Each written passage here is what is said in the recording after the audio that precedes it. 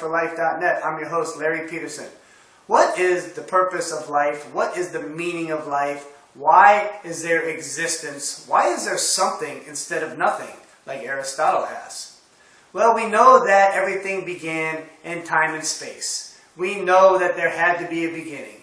If we look at math, math is perfect. 2 plus 2 is 4. It can never be 5. It can never be 3. 4 is the answer for 2 plus 2. We know that we can count to infinity. If I count to 1,000,000, I could go 1,000,001, 1,000,002, and so on. If I count to 1,000,000,000, 1,000,001, 1,000,002. If I count to a trillion, and so on and so on and so on and so on. We can never stop counting. We can count to infinity.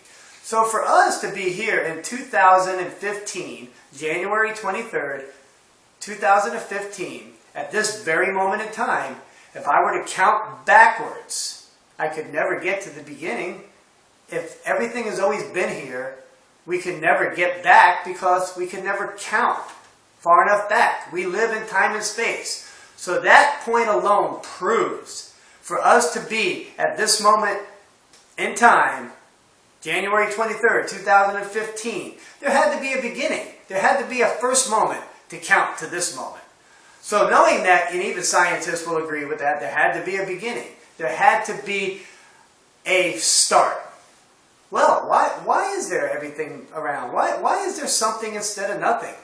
We have to start looking at the laws of the universe. The number one law of the universe, the lesser serves the greater. You can just look around at nature and look around at everything going on. Everything is moving towards a purpose. Everything has an end.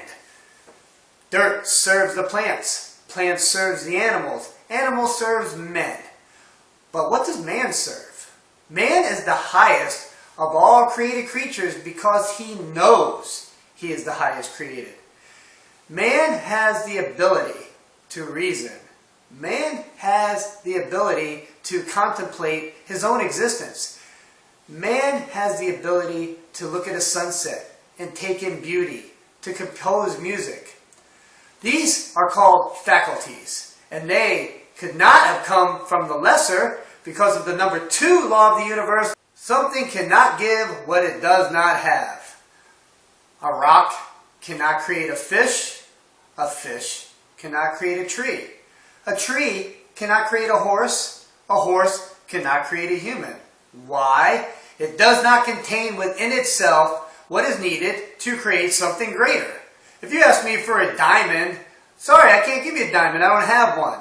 If I don't have it, I can't give it to you. So the number 2 law of the universe, something cannot give what it does not have. Which brings us to the 3rd law of the universe. The lower is always brought up into the higher. Minerals are brought up into plants. Plants are brought up into animals. Animals are taken up into people. But what about people? We can't be the end of creation because we didn't always exist. So what are we to be taken up to? This is what Jesus Christ said in John chapter 12. Unless a grain of wheat falls to the ground and dies to itself, it remains a grain of wheat.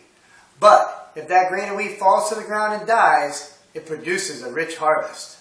So we can discern that we are the highest of all creation on earth. All created creatures, man is the highest. Why? Because we have the ability to know that we are the highest. We have an intellect that was given from above, not from below. These things couldn't have come from below. These faculties could never have come from below because the lower does not contain within itself the ability to give us these faculties. The ability to reason, the ability to contemplate my own existence, the ability to look at a sunset and see the beauty in it, the ability to have an emotional response to music. These are all given to us from above. God also gives us something else. He gives us free will. So why has God given us all this? He obviously wants us to do something with Him. He has given this to us so we can choose to know Him.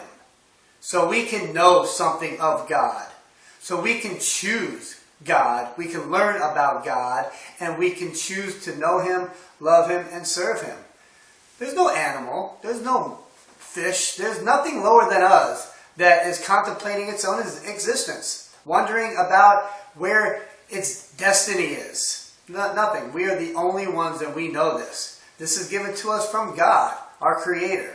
So, if the world gives you any other answer than this, it is evil, and it is of the world. The bottom line is, we are creatures created by God, in the image and likeness of God. So we can know God, love God, and serve God, and in the end, choose to be with Him in heaven, or we could choose not God, and we could choose eternal separation from God, which is the very definition of hell. The very definition of heaven is to choose God and be with Him forever. I'm Larry Peterson. God love you.